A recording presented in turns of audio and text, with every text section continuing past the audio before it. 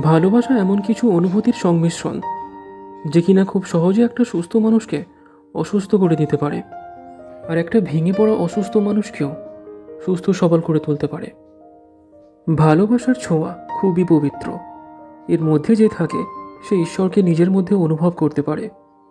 এই অনুভবের প্রমাণটা হলো যখন কাউকে নিজের স্নেহ দিয়ে আর মায়া দিয়ে ভালোবাসি কথাটা বলবে, ঠিক সেই মুহূর্তে তোমার চোখে জল ভর্তি হয়ে যাবে। ওই জলটা খুবই পবিত্র। না, ওটা কোনো দুঃখের জল নয়, আনন্দেরও জল নয়। ওই জলটা হলো ভগবানের একটা স্পর্শ। ভগবানের ওই স্পর্শ পেতে হলে তোমাকে কাউকে ভালোবাসতে হবে। আর ভালোবাসা মানেই যে অন্য আর একটা মানুষকে ভালোবাসতে হবে এমন কোনো কথা নেই। তুমি একটা গাছকে ভালোবাসতে পারো, পশু পাখিকে ভালোবাসতে পারো, একটা জড় বস্তুকে ভালোবাসতে পারো। তবে ভালোবাসার মধ্যে যদি তীব্রতা থাকে, তাহলে যে কোনো মাধ্যমেই তুমি ভগবানের স্পর্শকে অনুভব করতে পারবে। তোমার চারিপাশের সব কিছুকে নিয়ে নিজের মধ্যে একটা আনন্দের ভাব তৈরি হবে, সব কিছুকে একদমই ঠিকঠাক মনে হবে।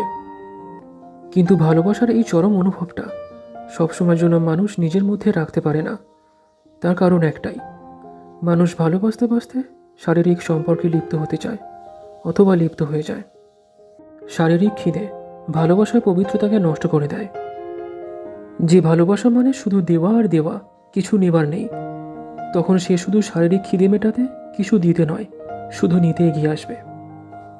মানুষের চাহিদা বাড়ে, তারপর সেই চাহিদা না মিটলে সে ভালোবাসার আগুনে জ্বলে পুড়ে শেষ হয়ে যায়। ভালোবাসা একটা পবিত্র আগুন। যদি নিজের মধ্যে অন্যের প্রতি স্নেহ আর মায়া থাকে, তাহলে এই আগুনের মধ্যে থেকেও তুমি প্রকাশিত হবে। কিন্তু স্বার্থ আর চাহিদা মিশিয়ে দিলে ওই আগুন তোমাকে পুড়িয়ে ছারখার করে দেবে।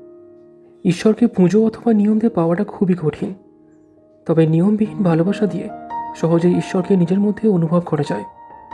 তখন শরীরে কাঁটা দিয়ে ওঠে, চোখে জল এসে যায়, নিজেকে হালকা মনে হয়। তাই যাকে ভালোবাসো তাকে যতদিন না সম্পূর্ণ নিজের করে পাচ্ছ, তার শরীরকে স্পর্শ করো না। দেখবে তোমার ভালোবাসা কখনোই ভেঙে যাবে না। এটাই হলো ভালোবাসার পবিত্রতা।